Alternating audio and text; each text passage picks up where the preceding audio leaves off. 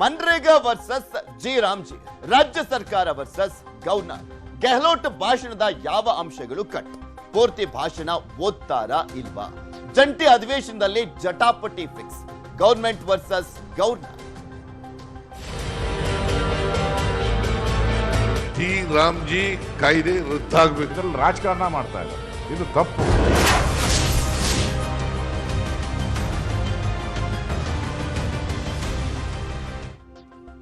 ನಾವು government versus governor ಅನ್ನ ಪಶ್ಚಿಮ ಬಂಗಾಳ, ತಮಿಳುನಾಡು, ಕೇರಳ ಈ ರಾಜ್ಯಗಳಲ್ಲಿ ಅಂದ್ರೆ ಎನ್ಡಿಎತರ ಸರ್ಕಾರಗಳು ಇರುವಂತ ರಾಜ್ಯಗಳಲ್ಲಿ ಯಾವ ರೀತಿಯಾಗಿ ಅಲ್ಲಿನ ಸರ್ಕಾರ ಮತ್ತು ರಾಜ್ಯಪಾಲರ ನಡುವೆ ಸಂಘರ್ಷ ನಡೀತಾನೆ ಇದೆ, ಮುಂದುವರಿತಾನೆ ಇದೆ ಅನ್ನುವಂಥದ್ದು ನೋಡ್ತಾ ಇದ್ವಿ. ನಮ್ಮ ರಾಜ್ಯದಲ್ಲಿ ಅಷ್ಟಾಗಿ ಏರ್ಪಟ್ಟಿರಲಿಲ್ಲ ಎನ್ಡಿಎತರ ಸರ್ಕಾರ ಇದ್ದರೂ ಕೂಡ. ಆದ್ರೆ ಅದು ಈಗ ನಮ್ಮ ರಾಜ್ಯದಲ್ಲೂ ಕಾಣಿಸ್ತಾ ಇದೆ ಸಂಘರ್ಷ ಅನ್ನುವಂಥದ್ದು.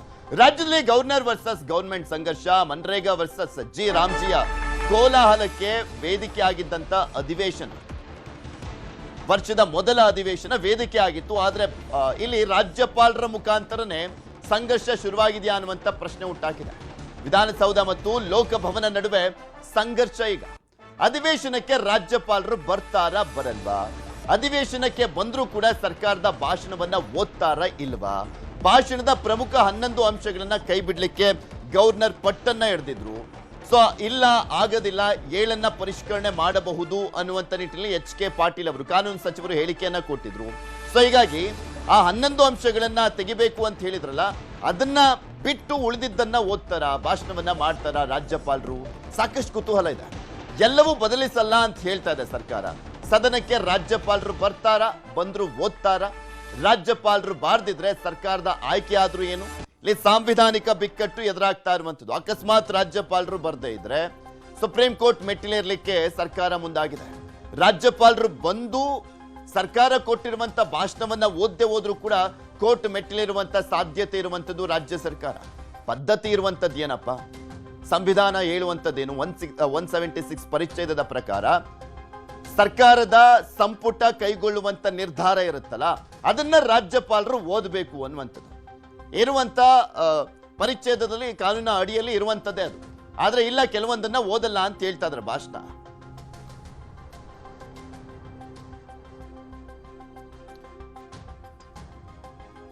ಇದೆಲ್ಲದ್ರ ಬಗ್ಗೆನೂ ಕೂಡ ಇನ್ನಷ್ಟು ಮಾಹಿತಿಯನ್ನ ಕೊಡ್ತಾ ಹೋಗ್ತಾರೆ ನಮ್ಮ ಪೊಲಿಟಿಕಲ್ ಬ್ಯೂರೋ ಪ್ರತಿನಿಧಿಗಳು. ನಮ್ಮ ಜೊತೆ ನೇರ ಸಂಪರ್ಕದಲ್ಲಿ ಜಾಯ್ನ್ ಆಗಿದ್ದಾರೆ. ನಮ್ಮ ಪೊಲಿಟಿಕಲ್ ಬ್ಯೂರೋ ಮುಖ್ಯಸ್ಥರಾಗಿರುವಂತಹ ಚಿದಾನ್ ಪಟೇಲ್ ನೇರ ಸಂಪರ್ಕದಲ್ಲಿದ್ದಾರೆ. ನಮ್ಮ ಪ್ರತಿನಿಧಿ ಕೃಷ್ಣ ಹಾಗೆ ತಿಮ್ಮೇಗೌಡರು ನೇರ ಸಂಪರ್ಕದಲ್ಲಿದ್ದಾರೆ. ಒಬ್ಬೊಬ್ಬರಿಂದನೇ ಮಾಹಿತಿಯನ್ನ ಪಡ್ಕೊಳ್ತಾ ಹೋಗ್ತೀನಿ. ಅದಕ್ಕೂ ಮುಂಚೆ ಒಂದೊಂದಾಗಿ ನೋಡ್ತಾ ಹೋಗೋಣ. ಮನ್ರೇಗಾ ವಿಚಾರದಲ್ಲಿ ಪ್ರಮುಖವಾಗಿ ಇಲ್ಲಿ ಈ ಒಂದು ಅಧಿವೇಶನವನ್ನ ಕರೆಯಲಾಗಿರುವಂಥದ್ದು. ರಾಜ್ಯ ಸರ್ಕಾರ ಮನ್ರೇಗಾವನ್ನ ತೆಗೆದಿರುವಂತ ಕೇಂದ್ರ ಸರ್ಕಾರದ ನಿರ್ಧಾರವನ್ನ ವಿರೋಧ ಮಾಡ್ತಾನೆ ಬರ್ತಾ ಇರುವಂಥದ್ದು. VB ರಾಮ್ಜಿ ಅನ್ನುವಂಥದ್ದನ್ನ ತಂದಿರುವಂಥದ್ದು ಕೇಂದ್ರ ಸರ್ಕಾರ. ಸೊ ಅದಕ್ಕೆ ಕಟುವಾಗಿ ವಿರೋಧವನ್ನ ವ್ಯಕ್ತಪಡಿಸ್ತಾ ಇದೆ ಸರ್ಕಾರ. ಸರ್ಕಾರದ ಎಲ್ಲಾ ಭಾಷಣವನ್ನ ಓದಲ್ಲ ಅಂತ ಹೇಳ್ತಾ ಇರುವಂಥದ್ದು ಗೌರವ. ಆಲ್ರೆಡಿ ಕಾಂಗ್ರೆಸ್ ವಿರೋಧ ಮಾಡ್ಕೊಂಡು ಬರ್ತಾ ಇತ್ತು. ಅದನ್ನ ಅಧಿವೇಶನದ ಮುಖಾಂತರನೂ ಕೂಡ ಪಾಸ್ ಮಾಡುವಂತ ನಿಟ್ಟಿನಲ್ಲಿ, ತಮ್ಮ ವಿರೋಧವನ್ನ ವ್ಯಕ್ತಪಡಿಸುವಂತ ನಿಟ್ಟಿನಲ್ಲಿ ನಿರ್ಣಯವನ್ನ ಕೈಗೊಳ್ಳಿಕ್ಕೆ ರಾಜ್ಯ ಸರ್ಕಾರ ಮುಂದಾಗಿದೆ. ಆದ್ರೆ ಅದಕ್ಕೆ ಭಾಷಣದ ಮುಖಾಂತರ, ಅಂದ್ರೆ ಯಾವುದೇ ಸರ್ಕಾರ ಸಾರ್ವತ್ರಿಕ ಚುನಾವಣೆಯ ಸಂದರ್ಭದಲ್ಲಿ ಆಯ್ಕೆಯಾಗಿ ಬಂದಂತ ಸಂದರ್ಭದಲ್ಲಿ ಮೊದಲ ಅಧಿವೇಶನ ಜಂಟಿಯಾಗಿ ನಡೆಸಬೇಕಾಗತ್ತೆ. ನಮ್ಮ ರಾಜ್ಯದಲ್ಲಿ ವಿಧಾನಸಭೆ, ವಿಧಾನ ಪರಿಷತ್ ಇರುವಂತ ಹಿನ್ನೆಲೆಯಲ್ಲಿ ಜಂಟಿ ಅಧಿವೇಶನ ಇರುವಂತದ್ದು. ಸೊ ಸ್ಟಾರ್ಟಿಂಗು ರಾಜ್ಯಪಾಲರ ಮುಖಾಂತರ ಅಧಿವೇಶನ ಶುರುವಾಗುತ್ತೆ.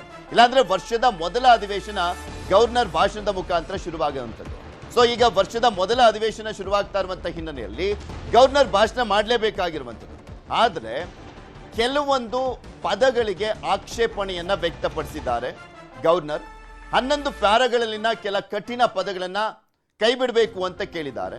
ಅದರಲ್ಲಿ 7 ಪರಿಷ್ಕರಣೆ ಮಾಡಿದ್ದೇವೆ ಅಂತ ಹೇಳ್ತಾ ಇದ್ದಾರೆ HK ಪಾಟೀಲ್ ಅವರು. ಎಲ್ಲವನ್ನೂ ಕೂಡ ಮಾಡ್ಲಿಕ್ಕೆ ಸಾಧ್ಯ ಇಲ್ಲ ಅಂತ. ಸಿಎಂ ನೇತೃತ್ವದಲ್ಲಿ ನಡೆದಂತ ಸಭೆಯಲ್ಲಿ ಕೆಲ ಪದಗಳಿಗೆ ಕತ್ತರಿ ಹಾಕಲಾಗಿದೆ. ಗವರ್ನರ್ಗೆ ಸಿಎಂ ಕಾನೂನು ಸಲಹೆಗಾರ ಪೊನ್ನಣ್ಣ ಮಾಹಿತಿಯನ್ನ ಕೊಟ್ಟಿದ್ದಾರೆ. ಭಾಷಣದಲ್ಲಿನ ಕೆಲ ಪದಗಳನ್ನ ಕೈ ಬಿಟ್ಟಿರುವಂತದ್ರ ಬಗ್ಗೆ ಗವರ್ನರ್ಗೆ ವಿವರಣೆಯನ್ನ ಕೊಡಲಾಗಿದೆ. ಮನ್ರೇಗಾದ ಸಂಬಂಧ ಅಂಶಗಳಿಗೆ ಕತ್ತರಿ ಹಾಕಿಲ್ಲ ಸರ್ಕಾರ. ಬಿಕಾಸ್ ಆ ಒಂದು ರೀಸನ್ಗೋಸ್ಕರನೇ ಅವರು ಅಧಿವೇಶನವನ್ನ ಕರೆದಿರುವಂತದ್ದು. ಅದಕ್ಕೆ ಯಾಕೆ ಕತ್ತರಿ ಹಾಕ್ತಾರೆ ಅವರು? ಭಾಷಣ ಓದ್ಲಿಕ್ಕೆ ಒಪ್ಪಿಕೊಂಡ್ರ ಗವರ್ನರ್ ಗೆಹ್ಲೋಟ್ ಅನ್ನುವಂಥದ್ದು ಗೊತ್ತಾಗುತ್ತೆ. 11 ಗಂಟೆಗೆ ಶುರುವಾಗುತ್ತಲ್ಲ ಅಧಿವೇಶನ, ಆವಾಗ ಮನ್ರೇಗಾ ಹೆಸರು ಬದಲಾವಣೆ ಮಾಡಿರುವಂತದ್ದನ್ನ ವಿರೋಧ ವ್ಯಕ್ತಪಡಿಸ್ತಾ ಇರುವಂತದ್ದು ಕಾಂಗ್ರೆಸ್. ಯಾವುದೇ ಕಾರಣಕ್ಕೂ ಕೈ ಬಿಡೋದಿಲ್ಲ ಆ ವಿಚಾರವನ್ನ ಅನ್ನುವಂತ ಸಂದೇಶವನ್ನ, ಸಂಪುಟದಲ್ಲಿ ಕೈಗೊಂಡಂತ ನಿರ್ಣಯವನ್ನ ರಾಜ್ಯಪಾಲರು ಕೈ ಬಿಡಬೇಕು ಅಂತ ಹೇಳ್ತಾ ಇದಾರಲ್ಲ, ಸಾಧ್ಯ ಇಲ್ಲ ಮನ್ರೇಗಾ ವಿಚಾರವನ್ನ ಕೈ ಬಿಡ್ಲಿಕ್ಕೆ ಅಂತ ಹೇಳ್ತಾ ಇದ್ದಾರೆ. ಸಂದೇಶವನ್ನ ಕೂಡ ಕೊಟ್ಟಿದ್ದಾರೆ ಅವರು. ಇಂದು ಗವರ್ನರ್ ಬಂದು ಭಾಷಣವನ್ನ ಮಾಡ್ತಾರೆ, ಆದ್ರೆ ಬರೆದು ಕೊಟ್ಟಿದ್ದಂತ ಎಲ್ಲಾ ಭಾಷಣವನ್ನ ಓದ್ತಾರಾ ಅಥವಾ ಇಲ್ವಾ ಅನ್ನುವಂಥದ್ದೇ ಕುತೂಹಲ ಇರುವಂಥದ್ದು. ಯಾಕೆಂದ್ರೆ ತಮಿಳುನಾಡು ಮತ್ತು ಕೇರಳದಲ್ಲಿ ಸರ್ಕಾರ ಕೊಟ್ಟಿದ್ದಂತ ಭಾಷಣ ಏನಿತ್ತಲ್ಲ, ಪ್ರತಿಯಲ್ಲಿ ಕೆಲವೊಂದು ಅಂಶಗಳನ್ನ ಬಿಟ್ಬಿಟ್ಟು ಓದಿದ್ರು ಅಲ್ಲಿನ ರಾಜ್ಯಪಾಲರುಗಳು. ಸೊ ಅದೇ ಒಂದು ಕೆಲಸವನ್ನ ಇಲ್ಲೂ ಕೂಡ ಮಾಡ್ತಾರ ನಮ್ಮ ರಾಜ್ಯದಲ್ಲಿ ರಾಜ್ಯಪಾಲರಾಗಿರುವಂತ ತಾವರ್ ಚಂದ್ ಗೆಹ್ಲೋಟ್ ಅವರು ಅನ್ನುವಂತ ಪ್ರಶ್ನೆ ಎದ್ದಿದೆ. ಅದನ್ನ ಓದದೆ ಹೋದ್ರೆ ಸಾಂವಿಧಾನಿಕ ಬಿಕ್ಕಟ್ಟು, ಬರದೇ ಇದ್ರೂ ಕೂಡ ಸಾಂವಿಧಾನಿಕ ಬಿಕ್ಕಟ್ಟು. ಸರ್ಕಾರ ಮತ್ತು ರಾಜಭವನ ಸಂಘರ್ಷ ಬಗ್ಗೆ ಸರ್ಕಾರದ ವಾದ ಏನು, ಸ್ಪೀಕರ್ ಏನಂತಾರೆ, ವಿಪಕ್ಷಗಳ ಆಕ್ರೋಶ ಏನು, ಒಮ್ಮೆ ನೋಡೋಣ. ಸರ್ಕಾರದ ನಿರ್ಣಯದಂತೆ ಸರ್ಕಾರದ ಕಾರ್ಯಕ್ರಮಗಳ ಬಗ್ಗೆ, ನಮ್ಮ ರಾಜ್ಯಕ್ಕೆ ಆಗಿರ್ತಕ್ಕಂಥ ಅನ್ಯಾಯದ ಬಗ್ಗೆ ನಾವು ಹೇಳಲೇಬೇಕಾದದ್ದು ನಮ್ಮ ಕರ್ತವ್ಯ. ವಿ.ಬಿ. ಗ್ರಾಮ್ಜಿ ಕಾನೂನೇನಿದೆ ಅದನ್ನ ಸಹಿಸೋದಕ್ಕೆ ಸಾಧ್ಯ ಇಲ್ಲ, ಅದನ್ನ ರದ್ದುಪಡಿಸಬೇಕು. ನಮ್ಮ ರಾಜ್ಯದ ಧ್ವನಿಯಾಗಿ ರಾಜ್ಯ ಸರ್ಕಾರ ತಯಾರು ಮಾಡಿರ್ತಕ್ಕಂಥ ಸಿದ್ಧಪಡಿಸಿರ್ತಕ್ಕಂಥ ಏನು ಭಾಷಣ ಇತ್ತು, ಆ ಭಾಷಣವನ್ನ ಸನ್ಮಾನ್ಯ ಘನವೆತ್ತ ರಾಜ್ಯಪಾಲರು ಓದಬೇಕು ಅಂತ ಹೇಳಿ ನಾವು ಬಯಸ್ತಾ ಇದ್ದೇವೆ. ಅದೇ ಈಗ ರಾಜ್ಯಪಾಲರಿಗೆ ನಾವು ಕೊಟ್ಟಿರುವಂತ ಭಾಷಣ ಏನಿದೆ ಅದರಲ್ಲಿ ನಾವು ಏನು ಬದಲಾವಣೆ ಮಾಡಲಿಕ್ಕೆ ಆಗೋದಿಲ್ಲ. ನೀವು ಅದೇ ಭಾಷಣವನ್ನ ಓದಬೇಕು ಅಂತ ಅವರಲ್ಲಿ ನಾವು ಮನವಿ ಮಾಡಿದ್ದೇವೆ. ಸಾಂವಿಧಾನಿಕವಾಗಿ ಏನ್ ಹೇಳ್ತದೆ, ಯಾವ ರೀತಿಯಾದಂತಹ ಕಾನೂನು ಇದೆ, ಮತ್ತೆ ತೀರ್ಪುಗಳೇನಿದೆ, ಇದೆಲ್ಲವನ್ನು ಕೂಡ ಅವರಿಗೆ ಗಣನೆಗೆ ತಂದಿದ್ದೀವಿ. 11 ಗಂಟೆಯ ಜಂಟಿ ಅಧಿವೇಶನಕ್ಕೆ ಬರ್ತಾರೆ ಅಂತ ಹೇಳುವಂತ ಪೂರ್ಣ ವಿಶ್ವಾಸ ಇದೆ. ಬಂದೇ ಬರ್ತಾರೆ ಅವರು. ಸಂವಿಧಾನ ಕೂಡ ಅದೇ ರೀತಿಯಾಗಿ ಹೇಳ್ತದೆ, ಅದರಿಂದ ಅವ್ರು ಬರ್ತಾರೆ ಖಂಡಿತವಾಗಿ. ಯಾಕಂದ್ರೆ ನಮ್ಮ ರಾಜ್ಯಪಾಲ ಪ್ರಭುತ್ವರು ಮತ್ತು ಅವರು ಹಿರಿಯರು, ಅನುಭವಿಗಳು, ಸಂವಿಧಾನ ನಿಯಮ ಮತ್ತು ನಿಯಮ ಎಲ್ಲ ಕೂಡ ಭಾಳ ಚೆನ್ನಾಗಿ ಅರ್ಥ ಮಾಡಿಕೊಂಡವರು ಮತ್ತು ಎಲ್ಲ ರೀತಿ ಸಹಕಾರ ಕೂಡ ಇದಾಗಿದೆ. ಆದ ಕಾರಣ ನನಗೆ ವಿಶ್ವಾಸ ಇದೆ ಅವರು ಸಂವಿಧಾನ ಪ್ರಕಾರ ಮತ್ತು ನಿಯಮಕ್ಕನುಸಾರ ಅನುಗುಣವಾಗಿ ಅವರು ಇರ್ತಾರೆ. ಸಂವಿಧಾನದತ್ತವಾಗಿ ಕೇಂದ್ರ ಸರ್ಕಾರಕ್ಕೆ ಯೋಜನೆಗಳನ್ನು ಮಾಡುವಂಥ ಅಧಿಕಾರ ಸಂವಿಧಾನದತ್ತವಾಗಿ ಇದೆ, ಅದನ್ನು ಮಾಡ್ತಾ ಇದ್ದಾರೆ. ಈಗ 5 ಗ್ಯಾರಂಟಿ ತಂದ್ರಪ್ಪ, ನಾವೇನ ಖಂಡನ ನಿರ್ಣಯ ಮಂಡನೆ ಮಾಡಿದ್ರ? ಏನು ಇಲ್ಲಲ್ಲ. ಹಾಗೆ ಕೇಂದ್ರ ಸರ್ಕಾರ ಅದರದೇ ಆದಂಥ ನೀತಿ. ಇದೆಲ್ಲದ್ರ ಬಗ್ಗೆ ಇನ್ನಷ್ಟು ಮಾಹಿತಿಯನ್ನ ಪಡ್ಕೊಳ್ತಾ ಹೋಗೋಣ. ನಮ್ಮ ಪ್ರತಿನಿಧಿ ಕೃಷ್ಣ ನೇರ ಸಂಪರ್ಕದಲ್ಲೇ ಇದ್ದಾರೆ. ಕೃಷ್ಣ, ಇಲ್ಲಿ ಪ್ರಮುಖವಾಗಿ ನೋಡ್ತಾ ಇದೀವಲ್ಲ ಯಾವ ರೀತಿಯಾದಂಥ ಒಂದು ಸಾಂವಿಧಾನಿಕ ಬಿಕ್ಕಟ್ಟು ಎದುರಾಗಿರುವಂಥದ್ದು. ನಾವು ತಮಿಳುನಾಡು ಕೇರಳದಲ್ಲಿ ನೋಡ್ತಾ ಇದ್ವಿ, ನಮ್ಮ ರಾಜ್ಯದಲ್ಲೂ ಕೂಡ ಅದೇ ರೀತಿಯಾದಂಥ ಒಂದು ಸಂಘರ್ಷ ಎದುರಾಗಿರುವಂಥದ್ದು. ಈಗ ಗವರ್ನರ್ ಮುಂದೆ ಇರುವಂಥ ಆಪ್ಷನ್ಸ್ ಆದರೂ ಏನು ಅಂತ? ಪೃಥ್ವಿರಾಜ್, ಎಲ್ಲೊಂದು ಕಡೆ ರಾಜ್ಯ ಕಾಂಗ್ರೆಸ್ ಸರ್ಕಾರದ ವಿರುದ್ಧವಾಗಿ ಗವರ್ನರ್ ಈಗಾಗಲೇ ಸಮರವನ್ನು ಸಾರಿರುವಂತದ್ದು. ಕೇರಳ ಮತ್ತು ತಮಿಳುನಾಡಲ್ಲಿ ಅಲ್ಲಿನ ರಾಜ್ಯಪಾಲರು ಅಲ್ಲಿನ ಭಾಷಣ ಮಾಡಿದ ಸಂದರ್ಭದಲ್ಲಿ ಅದನ್ನ ಸ್ಕಿಪ್ ಮಾಡುವಂತ ಒಂದು ಕೆಲಸವನ್ನು ಕೂಡ ಮಾಡಿದ್ರು. ಈಗ ಎಚ್ಚೆತ್ತುಕೊಂಡಿರತಕ್ಕಂಥ ಕರ್ನಾಟಕದ ರಾಜ್ಯಪಾಲರಾಗಿರ್ತಕ್ಕಂಥ ಏನು ತಾವರ್ ಚಂದ್ ಗೆಹ್ಲೋಟ್ ಅವರು ಒಂದು ಹೆಜ್ಜೆ ಮುಂದೆ ಹೋಗಿ ಎಲ್ಲೊಂದು ಕಡೆ ಕಾಂಗ್ರೆಸ್ ಸರ್ಕಾರದ ವಿರುದ್ಧವಾಗಿನೇ ಈಗಾಗಲೇ ಎಲ್ಲೊಂದು ಕಡೆ ದೊಡ್ಡ ಮಟ್ಟದ ಸಮರವನ್ನು ಸಾರಿರುವಂತದ್ದು. ಈಗಾಗಲೇ ಎಲ್ಲೊಂದು ಕಡೆ ನಾನು ಭಾಷಣ ಮಾಡೋದಕ್ಕೆ ಬರಲ್ಲ ಅನ್ನೋ ಒಂದು ಸಂದೇಶವನ್ನು ಸರ್ಕಾರಕ್ಕೆ ಕಳಿಸಿದ್ರು. ಅದಾದ ನಂತರವಾಗಿ ಕಾನೂನು ಸಚಿವ ಎಚ್ ಕೆ ಪಾಟೀಲ್ ಅವರ ನೇತೃತ್ವದಲ್ಲಿ ಬಂದು ಗವರ್ನರ್ನ ಭೇಟಿಯನ್ನು ಮಾಡೋದ್ರ ಮುಖಾಂತರವಾಗಿ ಮನವೊಲಿಸುವ ನಿಟ್ಟಿನಲ್ಲಿ ಕೂಡ ಕೆಲಸವನ್ನು ಕೂಡ ಮಾಡಲಾಗಿತ್ತು.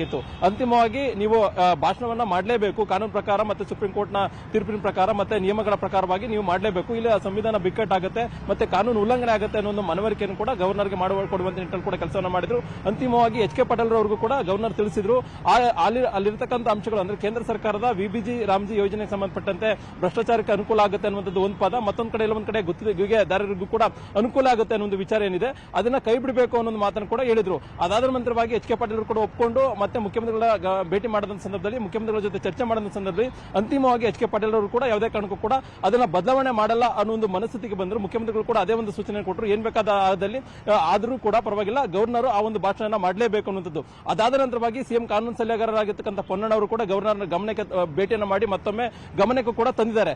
ಆದ್ರಿಗಿರ್ತಕ್ಕಂಥ ಪ್ರಶ್ನೆ, ಈಗ ಬೆಳಗ್ಗೆ 11 ಗಂಟೆಗೆ ಶುರುವಾಗುವಂತಹ ಅಧಿವೇಶನದಲ್ಲಿ ಗವರ್ನರ್ ನಿಜಕ್ಕೂ ಕೂಡ ಬರ್ತಾರೆ ಅನ್ನೋದು. ಎಲ್ಲ ಒಂದ್ ಕಡೆ ಮೂಲಗಳ ಪ್ರಕಾರವಾಗಿ ರಾಜ್ಯ ಲೋಕಭವನದ ಮೂಲಗಳ ಪ್ರಕಾರವಾಗಿ ಈಗ ಗವರ್ನರ್ ಅವರು ವಿಧಾನಸೌಧಕ್ಕೆ ಬರ್ತಾರೆ, ವಿಧಾನಸಭೆಯಲ್ಲೂ ಕೂಡ ಭಾಷಣ ಮಾಡುವಂತ ನಿಟ್ಟಿನಲ್ಲಿ ಕೂಡ ಮುಂದಾಗ್ತಾರೆ ಅನ್ನುವಂಥದ್ದು. ಭಾಷಣ ಮಾಡುವಂತ ಸಂದರ್ಭದಲ್ಲಿ ನಿಜಕ್ಕೂ ಕೂಡ ಎಲ್ಲಾ ಸರ್ಕಾರ ಕೊಟ್ಟಂತ ಭಾಷಣಗಳ ಸಂಕ್ಷಿಪ್ತವಾಗಿ ಅದನ್ನ ಓದ್ತಾರ, ಅಥವಾ ಈಗಾಗಲೇ ಸರ್ಕಾರದಲ್ಲಿರ್ತಕ್ಕಂಥ ಕೆಲ ಆಕ್ಷೇಪರವಾದಂತಹ ಏನು ನಿಯಮ ಹೇಳಿಕೆ ಇದೆ ಅದನ್ನ ಉತ್ತರ ಏನಿದೆ ಅದನ್ನ ಎಲ್ಲೊಂದ್ ಕಡೆ ಸ್ಕಿಪ್ ಮಾಡುವಂತ ಕೆಲಸವನ್ನು ಕೂಡ ಗವರ್ನರ್ ಮುಂದಾಗ್ತಾರ, ಅಥವಾ ಕೇವಲವಾಗಿ ಬಂದು ಎಲ್ಲೊಂದ್ ಕಡೆ ಶುಭಾಶಯನ ಕೋರೋದ್ರ ಮುಖಾಂತರವಾಗಿ ರಾಜ್ಯದ ಜನರಿಗೆ ಶುಭಾಶಯನ ಕೋರಿ ಅಂತಿಮವಾಗಿ ಶಾಸಕರು ಮತ್ತೆ ಏನು ವಿಧಾನ ಪರಿಷತ್ ಸದಸ್ಯರಿಗೆ ಏನು ಸಂದೇಶವನ್ನು ಕೊಡಬೇಕು ಅದನ್ನ ಸಂದೇಶವನ್ನು ಕೊಟ್ಟು ಅಂತಿಮವಾಗಿ ಆ ಒಂದು ಭಾಷಣವನ್ನ ಮಾಡದೇನೆ ಇರ್ತಾರಾ ಅನ್ನೋ ಒಂದು ಪ್ರಶ್ನೆ ಇದೀಗ ಉದ್ಭವ ಆಗಿರುವಂತದ್ದು. ಈ ಒಂದು ನಿಟ್ಟಿನಲ್ಲಿ ಈಗಾಗಲೇ ಗವರ್ನರ್ ಆಫೀಸ್ ಇರತಕ್ಕಂತ ಅಧಿಕಾರಿಗಳು ಕೂಡ ಈಗಾಗಲೇ ಮಾಹಿತಿಯನ್ನು ಕೊಡ್ತಾ ಇರುವಂತದ್ದು. ಹೀಗಾಗಿ ಸದ್ಯಕ್ಕಿರತಕ್ಕಂತ ಮಾಹಿತಿ ಪ್ರಕಾರವಾಗಿ ಬೆಳಿಗ್ಗೆ 11 ಗಂಟೆಗೆ ಏನು ಅಧಿವೇಶನ ಶುರು ಆಗುತ್ತೆ, ಅಧಿವೇಶನಕ್ಕೆ ಈಗ ಸದ್ಯಕ್ಕೆ ಇರುವಂತಹ ಮಾಹಿತಿ ಪ್ರಕಾರವಾಗಿ ಗವರ್ನರ್ ಕೂಡ ವಿಧಾನಸಭೆಗೆ ಬರ್ತಾರೆ ಅನ್ನುವಂಥದ್ದು. ಪೃಥ್ವಿರಾಜ್, ಓಕೆ, ಧನ್ಯವಾದ ಕೃಷ್ಣ ನಿಮ್ಮೆಲ್ಲ ಮಾಹಿತಿ